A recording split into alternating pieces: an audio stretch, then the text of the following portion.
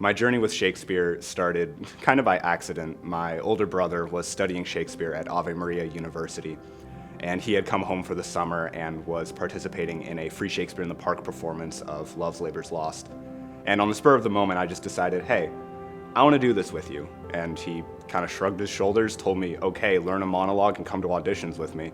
And he opened up a door for me of acting Shakespeare and reading Shakespeare and really diving into him as an author and really as a friend, someone to help guide me through life.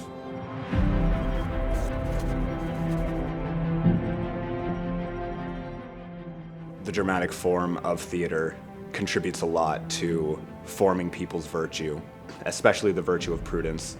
It's an opportunity for us to see virtue and to see vice and recognize it.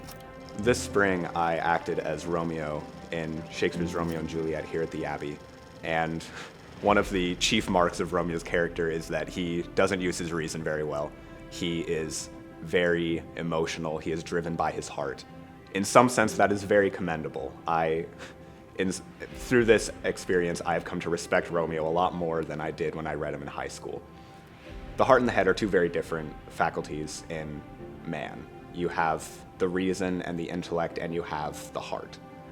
Shakespeare will often put them into conflict because that's what happens a lot of the time in our normal day-to-day lives. But the goal is to unite them. One of the chief purposes that our director for Romeo and Juliet, Christopher Donahue, wanted to evoke from it is the feeling of relatability, especially for young people, to see, this hot-headed love and crazy decisions made with basically no reflection, in search of a higher ideal, but still falling short in the practicality. He wanted people to see that, especially young people, and say, I do that. That's what I do. I'm like Romeo. I'm like Benvolio. I'm like Juliet. I'm like Tybalt. I'm like Mercutio. And through that recognition, through looking in that mirror, we're able to, of course, reflect on our lives and say, okay, this needs to change, this needs to change. It's a test for the audience and the actor to see who they really are, in some sense, by seeing parts of themselves presented on the stage.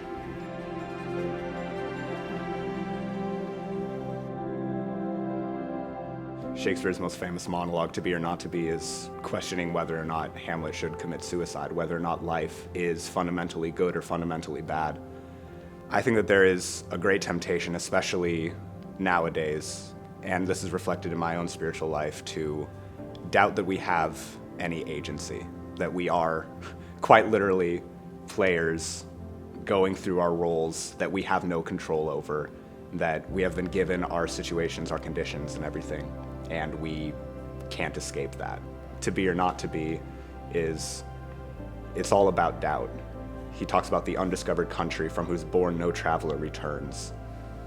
The uncertainty of death is terrifying to a human, and it is terrifying, especially to me. But ultimately, we have to look beyond the human, and that's something that Shakespeare leads us to very well.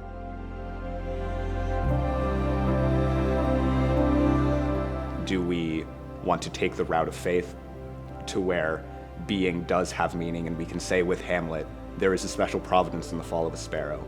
Or do we succumb to really not thinking that there is much meaning and really end up like Claudius, where our words fly up, but our thoughts remain below?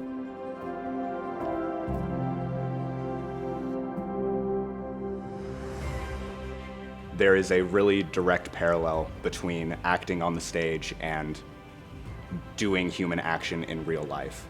The clearest example of this is found in Shakespeare in Act 3, Scene 2 of Hamlet, when he is telling the players how to act. It says, "Speak the speech, I pray you, as I pronounce it to you. Suit the action to the word to the action, with this special observance, that you o'erstep not the modesty of nature. For anything so o'erdone is from the purpose of playing, whose end at the first and now was and is to hold as 'twere the mirror up to nature." There's something really beautiful about that when you're on stage, you are meant to be reflecting what is actually happening in real life.